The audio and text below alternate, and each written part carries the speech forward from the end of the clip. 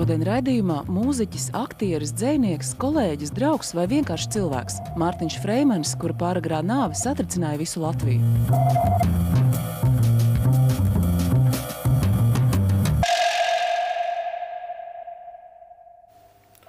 Dāmas un kungi, labvakar! Šodien raidījumā pieminēsim pāragri mūžībā aizgājušo mūziķu Mārtiņu Freimanu.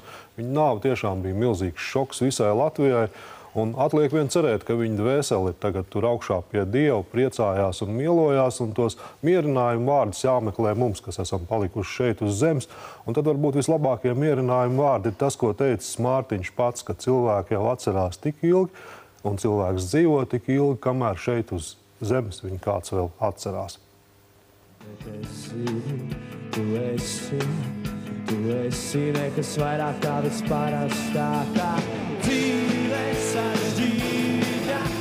Cilvēks, kas ļoti ātri dzīvojas, pārāk ātri. Viņš tik šausmīgi intensīvi darījis lietas, ka viņam teica, Mārtiņ, nedaudz, mierīgāk, varbūt nevajag visu reizē, un visu nevar paspēt, bet viņu nevarēja apturēt. Jā, viņš jau tāds pozitīvi, tāds hausīgs bija, viņam kaut kāda tāda iekšēja tāds, balamūts tāds, jā. Man ļoti maz draugu, īstenībā, tādu īstu, jā. Un Mārtiņš bija viens no tiem. Mūziķis, dzejnieks un aktieris. Arī dzīvnieku un dzīves pabērnu draugs un palīgs. Mārtiņš Freimanis. Dzīves aizputē un plašākajai auditorijai sevi pieteicis ar grupu Tumsi no Liepājas, debitējot mikrofona aptaujā 1994. gadā ar dziesmu Skumjais prieks. Kopš tā laika mikrofona ierakstos Mārtiņš Freimanis bijis bieži viesis, rakstot ātri un nepacietīgi. Man te vakar viens cilvēks teica, ka vai tik Mārtiņš nav bijis eņģelis, ka viņam ir bijis tā kā, uzdevums atnākt uz zemes, jā, padarīt savas lietas un aiziet. Un kas ir uz pirmā albuma vāka? Viņam viss bija par zvaigznēm un debesīm, citām planētām. Un viens 2003. Gada zejolis bija par to, ka viņš ir kā eņģelis un atveriet visu logus vaļā un es varbūt pie jums atlidošu. Ka Mārtiņš vispār viņš jau zināja, ka viņam, nezinu, vai tā var teikt, ka viņam tas mūžs nebūs baigi ilgs, jā, manuprāt, viņš to jūta, īpaši uz beigām.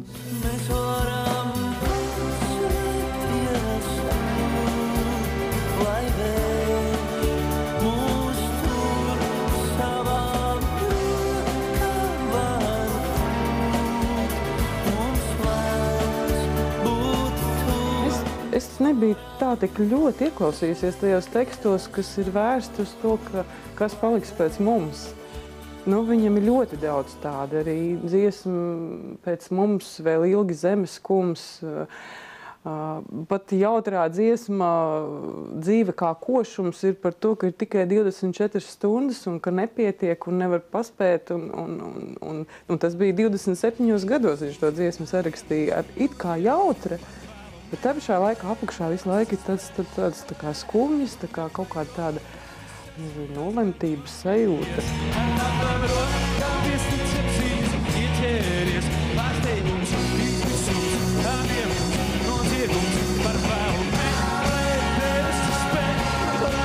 Mārtiņš Freimanis uzskatīja, ka dzeju var rakstīt katrs, tāpēc mācīja to darīt draugiem un ir vadījis pat meistarklasi interesantiem bibliotekā. Viņam nebija tā, ka viņam vajadzēja apsēsties, viņam vajadzēja pilnīgi klusumu, ja viņam vajadzēja apstrakēties no cilvēkiem, jā, lai izolācija kaut kāda, lai uzrakstītu kaut ko, ja viņš vienkārši atnāk, viņš paņem lapiņu, un tad uzrakstīšu to dzejolīt, jā, paņem un uzrakstīja tur 4 rindiņas, jā, un kur jau sanāk, jā.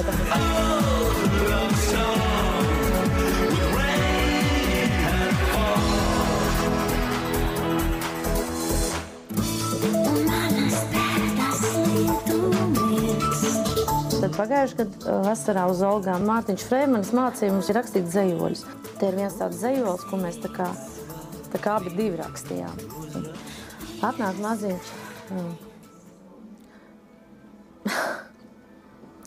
Tūlīt. Atnāk maziņš čerkstos draudziņš. Tāds mīlīgs. Kā tikko izdiedzēts audziņš. Tagad jālaista un katru dienu jāstāsta, ka bez zemes tu būsi tikai floksis, nevis es kā zemenes.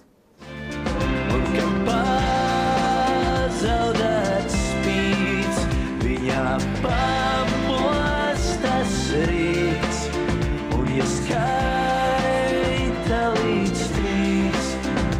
parasti brīd. Viņa dzīve bija ļoti spilgta un koša. Mēs zinām viņa trakulības un kāds viņš bija. Un viņš neņēma vērā, ko cilvēki par to saka. Es tāds esmu. Viss.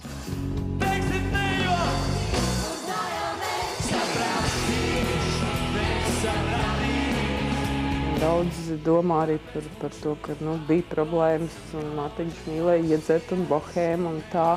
Bet viņš savādāk nevarēja. Ja viņam tas būtu aizliegts, es nezinu, varbūt daudz kas no tā nebūtu dzimis, kas šeit ir. Tiešām mēs viņu tieši mīlam un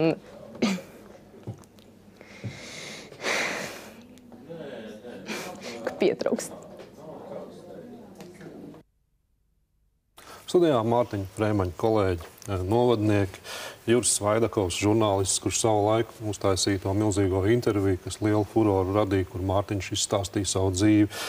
Grupas Tumsa menedžeris Mareks Bērens un Ance Krauze arī Tumsas pirmsākumos stāvējis klāt. Labvakar jums visiem, un tas pirmais jautājums jau, kad tā jārunā, kāpēc viņš taisa savos tekstos tiešām tik daudz runāja par tām debesīm, par eņģeliem, par aiziešanu? Tur bija kaut kas pravietisks, vai tas ir, to mēs pēdējā nedēļā esam visi atklājuši, ka tā notika? Grūti pateikt, acīm redzot, jau kaut kādā zemapziņā, nevelc saka, mums jau katram savs liktenis jau ir nozīmēts, kāds tas būs.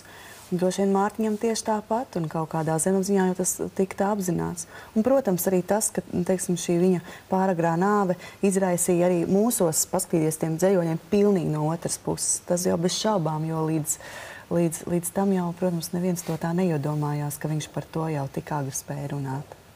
Jautājums Jurim Marekam, no cik gadu vecuma jūs viņu pazināt? Es saprotu, tur ir faktiski bērnības draugi, ja tā iznāk. Jā. Vismaz aizpata maza. Es ļoti.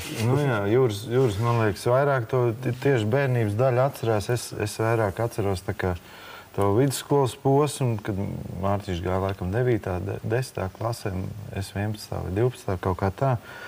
Bet tā jau mēs bijām tikušies jau ļoti sen apakaļ, jo Mārtiņš dzīvoja aizpatē pie savas omītes, kā aizpatnieki viņu sauc Platās Ernas. Platā Ernai bija pagrabs blakus manam pagrabam. Tā kā tur jau mēs tikāmies, tā teikt. Pīpējāt, jā? Nē, tad vēl nē. Tad vēl nē. Sākāt ideja, kā laikos pīpēt.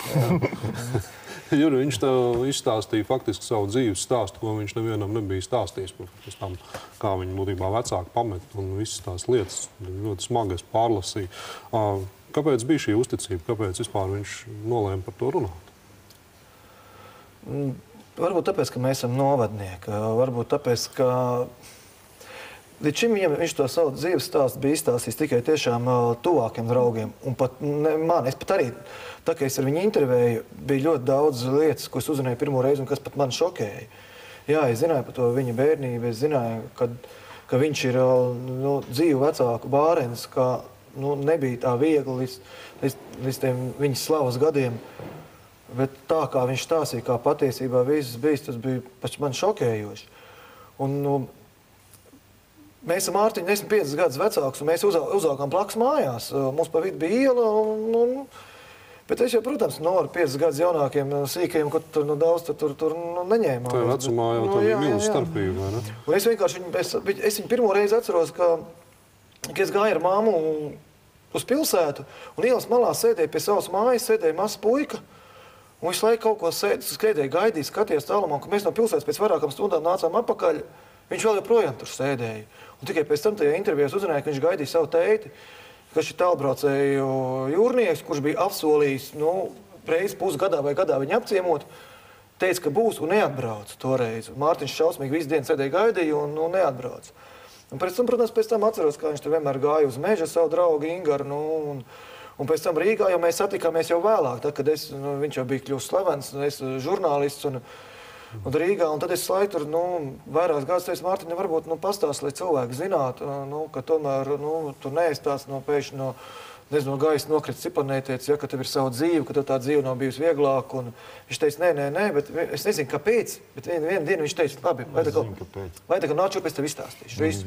Tad tā vairākas dienas gara intervija, un es Es domāju, vienkārši viņš uzticējās, ja, kad mēs pazīstam esam, kuram katram jau tā neizklājās. Tu saki, zini, kāpēc? Jā, es zinu, kāpēc, tāpēc, ka pirms šitās intervijas mēs ar Mārķi par to runājam. Jo bija tā, kad sāka kaut kādas valodas klīst par viņa tā kā māti, vēl par kaut kādām lietām, un tad viņš teica, laikam ir jāizstāsta, lai nebūtu tā, ka tas ir tā kā pa krūmiem salasīt tā informācija. Un principā, cik, kā Jūras teica, kaimiņa aizputē un pazīstams, kam tu citam uzticēsies. Cīm redzot, tā varētu būt. Un droši vien jau tā viņa smagā bērnība arī pa lielai daļai bija iespējams tā, kas rosināja viņu uz tiem daudzajiem talantiem. Nepatiesībā, ja viņš, muziķis paskatieties, ja, dzēja rakstīja, tūdaļ būs mums sižets par to, kā viņš kā aktieris izpaudās, kur faktiski viņš taču nebija mācījies par aktieru, bet fantastiski viņam tas izdevās, un to mēs tūdaļ arī paskatīsimies. Kamdēļ mēs piedzimstam, kamdēļ mēs dzīvojam, kamdēļ mēs nomirstam. Kā aktieris Mārtiņš Freimanis uzmanību sev pievērs, debitējot Liepājas teātrī un uzreiz galvenajā lomā Māras Zālītes un Jāņa Lūsāna rokoperā Kaupēn mans mīļais. Kaupēns bija tas, kas parādīja to, ka Mārtiņam ir patiešām ļoti liela dabas dāvana, viņam ir izcils aktieru talants. Es iekšēji pat varētu šaubīties, vai viņš bija talantīgāks kā muziķis vai aktieris. Es domāju, ka drīzāk pat kā aktieris. Kāpēc? Tāpēc, ka kā aktieris viņš, manuprāt, bija dabiskāks. Un tas nāca viņam ļoti brīvi, nepiespiest, un man tas pārliecināja vairāk pat nekā viņa mūzika. Zigfrīds Muktpāvels mūziklu atveidoja Kaupēna pretni. Tā vienkārši sakot labo varoni, jo Mārtiņam Freimanim bija jācīnās sliktā tēla ādā, kas sev līdzi nesa visdažādākos notikumus. Daudz mistikas, ļoti daudz cilvēku īstenībā ir aizgājuši no šīs dzīves, no Kaupēna kolektīva. Un ne tikai arī vecie un sirmie aktieri, bet arī jauni džeki ir aizgājuši. Un mēs daudz arī, piemēram, sajūtām, ejam tagad uz izrādi. Ārā ir saulains, skaists laiks. Mēs sākam spēlēt izrādi, sākās nenormāls pērkona negaisa, bet tāds, kad iekšā var dzirdēt teātrī visu. Beidzam izrādi, izņem ārā, atkal ir saulains laiks.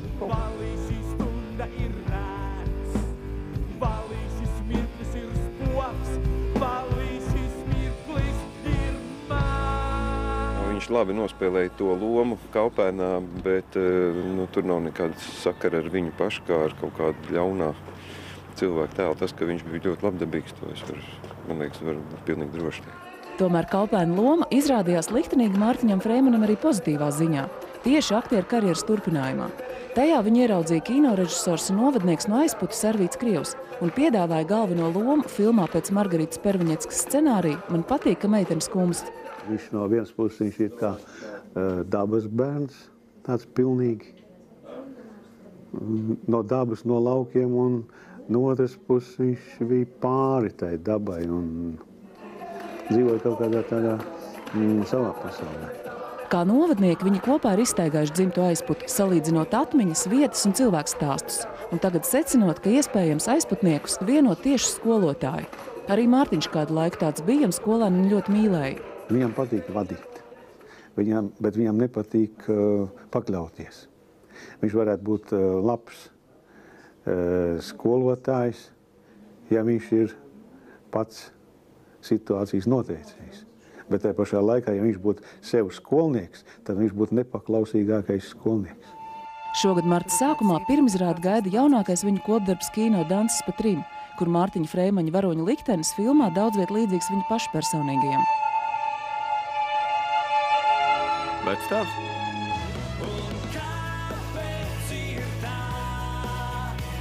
Televīzijas ekrānos Mārtiņš Freimanis debitēja 2007. gadā Latvijas televīzijas seriālā Neprāta cena. Es biju Mārtiņu redzējusi savā laikā Liepājas teātra izrādē Kaupēns un arī Arvīta Krievu filmās. Un man kaut kā viņš ļoti suģestēja kā aktieris. Man likās, ka tur ir ļoti liels potences. Un tad, kad es viņu uzrunāju, viņš atnāca pie mums filmēties, tad pirmais bija tāds: Nu, nezinu, Garodecka, kā mēs ar tevi sastrādāsimies. Pamatā jau es visus režisorus diezgan ātri pasūtu. Nu, vispār nav vēl pasūtījis. Sorry, Daddy, bet es saprotu, tā ir tavu atmiņas, tavu dzimteni, bet es braukšu mājās uz Inklu. Viņš absolūti nav aktieris un nav aktiera dabas pazinējs. Viņš vienkārši ir ārkārtīgi organisks cilvēks. Un strādāt komandā viņš pilnīgi nemācēja. Mēs bijām vienkārši visi besīja. Jo, Haidī, jāsāk filmēt, Mārtiņa nav. Un viņš man saka tā, Garodecka, es tevi brīdināju. Uz katru epizodu 7 minūtes. Viena pīpa pauze, ja? Čau. Šobrīd seriāls turpinās TV3 kā ugunsgrēks, kur filmēšanas grupa tiešā nozīmē dzēsa Mārtiņa Freimaņa veselības ugunsgrēku pirms pāris nedēļām nosūtot viņu uz slimnīcu, un šobrīd dzēšot jau citu scenāriju pārveidas ugunsgrēku pēc viņa negaidītās nāves. Protams, ka mums bija jāpāraksta daudzas sērijas, bet visās tajās, kurās viņš jau ir iefilmējies, arī mazu krikumiņu, kas ir tikai, varbūt pat sižetiski nebūs tik līdzeni, es vienalga atstāšu. Mēs turpinām sarunu šeit studijā par Mārtiņu Freimanu. Viņi tie daudzie talanti, dzirdējām arī te dažādas viedokļus. Guntars, kas tas bija? Tas bija Zikfrīds, kas sacīja, ka viņš pat vairāk aktieris bijis nekā dziedātājs. Piekrītat, nepiekrītat? Kāda jūsu versija? Mārtiņš vienmēr, teiksim, arī filmēšanā, pat cik es viņu kopā strādāju tieši pie danses pa trim. Vienmēr jau Arvīts viņam teica, ka tev ir kaut kas jāizdara tā un tā. Jo tu esi aktieris, viņš teica, nē, es neesmu aktieris, esmu mūziķis. Tā kā es laikam tā kā nepiekrīstu tomēr. Es domāju, varbūt arī tas, ka viņam vienmēr ir, nav viņam šo, kā teiksim, šo lomu bijis ļoti daudz, bet viņas ir bijušas ļoti trāpīgas. Un piemēram, cik es personīgi pat ļoti spilgti atceros Kalpēnu, tad šis Kalpēns, teiksim, viņa izpildījumā bija kā naglai uz galvas. Varbūt, kad būtu, teiksim, tur savādākas lomas, kur viņš nemaz neiedarētos, kur viņam būtu jāpielieto vairāk kaut kāds tīri tehniski aktieru meistarība, varbūt tas tā nebūtu atspoguļojies, bet, Bet vienalga tā prasme īstajā laikā būtu īstajā vietā, vai ne? Tieši tā. Un arī kā ir ar tām veselības lietām? Es atceros, ka tu rakstīji tajā intervijā, ka viņš jau tur to plērīti dabūja ļoti agri. Tiešām tā bija, ka viņš par sevi nerūpējās vairāk par citiem? Kā? Nē, tajā laikā viņš rūpējas, bet, ja viņš izdomā 18 gadu vecumā aizbraukt, pamest visu savu iepriekšējo dzīvi un iztikt tikai paši saviem līdzekļiem 90. gadu vidū bez algas, vienu kaut kādu niecīgu stipendiju, dzīvot pažobelē, kaut kādā iztikt no kartpeļiem, savārītiem ķiplokiem vairākus mēnešus, dzīvot ziemā, bet neapkurinātā, tur jau tā ātra lieta ir, jā. Viena lieta, ko tagad visi jautā, visu Latviju, es ceru, ka tur gan viss ir kārtībā, bet kas notiks ar viņu sunīti un ar kaķiem? Tas ir mūžīgi. Viss uztraucās, man liekas, katrs ir gatavs adaptēties. Es jau, man tieši par to arī žurnālisti dabēja rokā. Prasu, jā. Ar dzīvniekiem, dārgā nācija, viss ir kārtībā. Dzīvnieki ir pie viena no Mārtiņa draudzenēm, pie viņas mammas, lauku mājās, un viņiem ir forši saimnieki, foršas mājas, tā kā par to nav jāsatraucās. Ir vēl viena lieta, par ko nekad nebija jāsatraucās. Tā bija Eirovīzija, jo Mārtiņš Freimans tur mācēja darīt visu, kas bija vajadzīgs, un mums ir vēl viens stāsts par Mārtiņu Freimanu un Eirovīziju.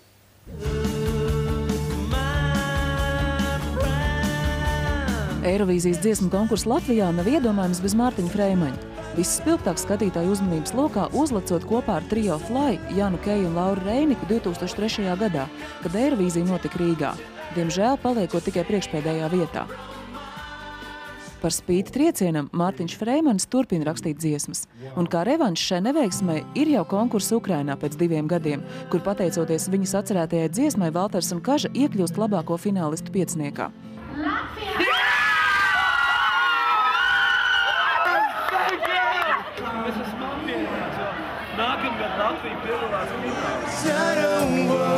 Jautājām slavenākajam latviešu duetam, vai ir kāds spilgts teiciens, kas vistrāpīgāk raksturo viņu draugu? Nenobrīnīties. Paliec, ka rāms. Nē, man tomēr ir tas pats jūsu radītājs Uts Pīzlis.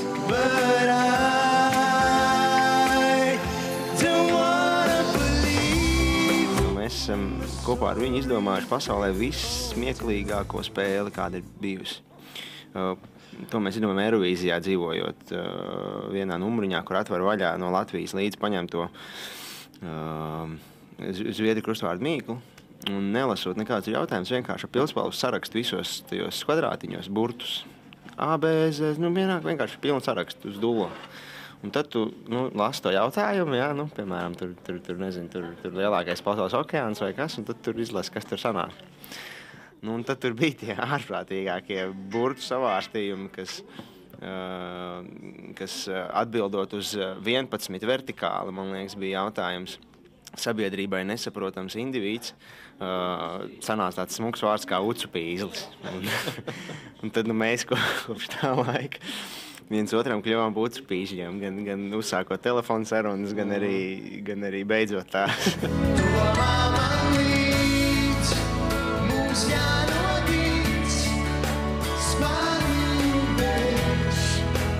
Tas īpašais jau, manuprāt, kas viņa mūzika atšķīra no citām, bija tie teksti. Mārtiņš ir vienkārši iemācījies, vai es nezinu, pat neiemācījies, bet spējis rakstīt tekstus priekš pilnīgi visiem, lai arī doma viņam ir sava.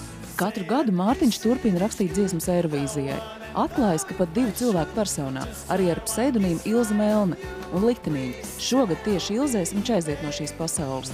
No respect to me, yeah! Bet Eirovīzijā šogad startēs viņa pēdējā dziesma Hop grupai Blitz, jo viņš bijis skolotājs daudziem jaunajiem mūziķiem.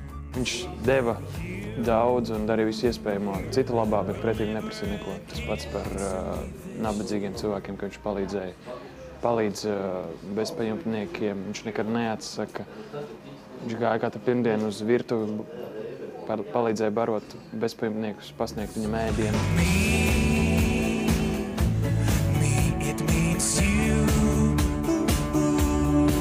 Freims izteica tādu domu, ka mums vajag uztaisīt tusiņu uz Eirovīzijas skatos, un tad viņš sarakstīja dziesmu grupai Blitz ar nosaukumu Hop. Tā sanāk tieši Mārtiņa pēdējā dziesma. Priekšnesumā mēs daram tā, kā viņš gribēja, lai mēs daram. Mums ir skatuves Hop, mums skatuves ir ballīte.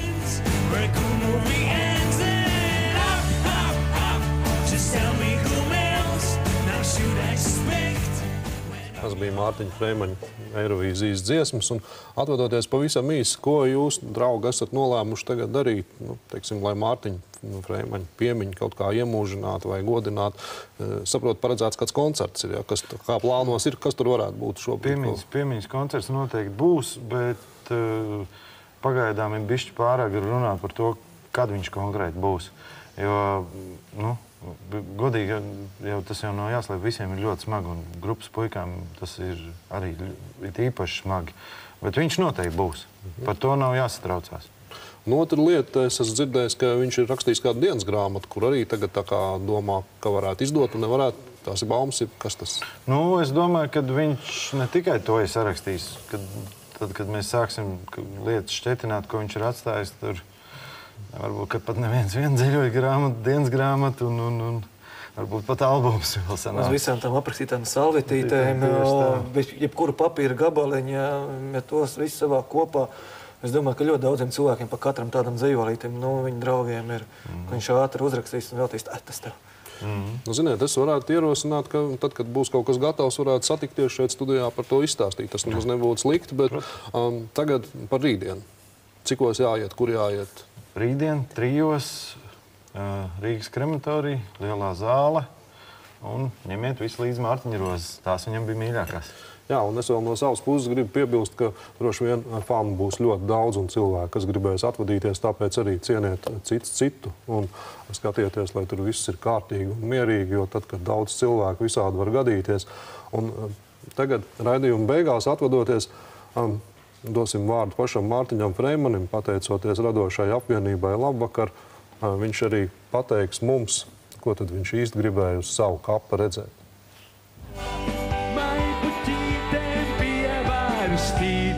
Viņa smaids un viņa tic, sāpes nāk un sāpes iet, bet maipuķītēm jāpaliek. Maipuķītis ir viens no manām mīļākajām puķēm, bet vismīļākās puķis man ir Mārtiņa rozes, jo to rūgteno smaržu, rudens rūgteno smaržu nespēja aizstāt nevienu puķi. Viņas ir tik sevišķi baltās. Tu paņem viņas tādu klēpi, nopērts un kāda maiznes ciemos. Viņas tik rūgtenes forši. Viņas ir skumjas, viņas ir rūgtenes un viņas tajā pašā laikā vēlos rudeņu vakaros, ja tu ieliec mājās vāzē ar savu smaržu un savu izskatu, uzlabo garstāvokli. Tieši tāpēc viņas ir Mārtiņa rozes. Ja to vien dara visu laikā, uzlabos garstāvokli. Čikrazītāns.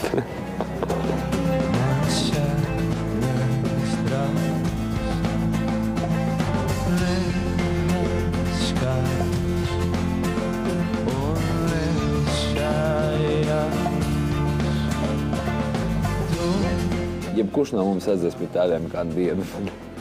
Es labprāt redzētu ļoti daudz Mārtiņa rozes uz savu kapu. Let it shoot stars.